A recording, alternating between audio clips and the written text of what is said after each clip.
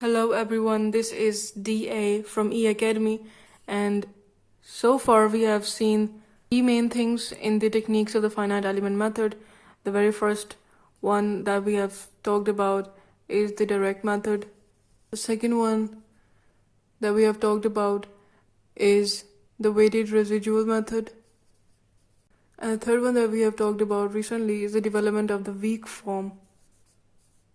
So now it's better to look at the broader level to connect things. In the very first video of the finite element method, we have talked about the techniques we'll study at a broader level. So this time we have to talk about the variational method, because in the first video we have talked about that there is a direct method and there is a variational method and finite element method in the broader level.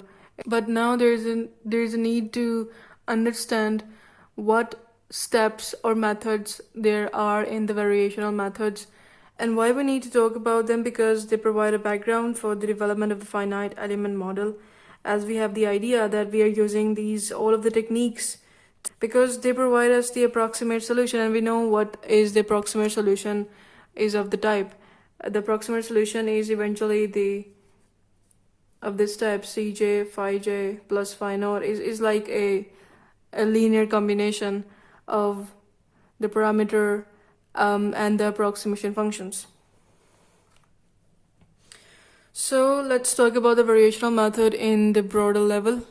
So we can subdivide the variational method into two main categories. The very first is the Ritz method, and the second one is the weighted residual. And in the weighted residual, I mean to say the Petrov-Galerkin method or Galerkin method, the least square method, or the co-location method I will see in the upcoming videos. So in all these methods, we seek an approximate solution, as we have seen, like the linear combination, right?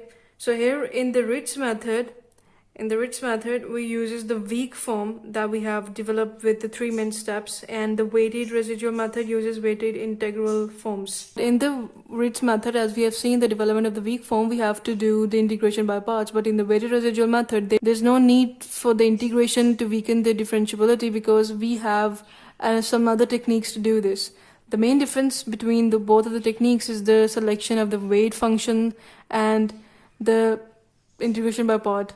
And also there is a difference between the selection of the approximation function in both of the methods. And here this is also important to mention that the Ritz method is also known as the weak form. So this is the other name of the Ritz method, that this is also known as a weak form, and the weighted residual method is the broader category of all of these. Because if this is the weak form, then this is also known as these all are the methods of the strong form. So yes, we'll see all of these things in the upcoming lessons of the finite element method. So this is for now. If you're looking for more such videos, then you can subscribe this channel to watch more upcoming videos. We will meet in the next video. Till then, take care. Goodbye.